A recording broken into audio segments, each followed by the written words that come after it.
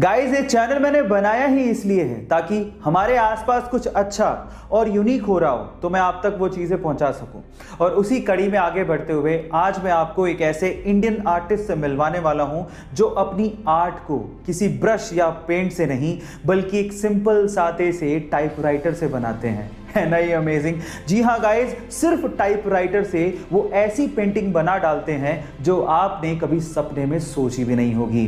मिलिए ऐसी गुरुमूर्ति से जो कि बेंगलोर से बिलोंग करते हैं और अपनी इसी यूनिक आर्ट की वजह से वो पूरी दुनिया में पेंटर्स और आर्टिस्ट में बहुत ज़्यादा फेमस भी हैं। सो गाइज, ये आर्ट और ये आर्टिस्ट आपको कैसा लगा और क्या आपको being an Indian proud feel हुआ?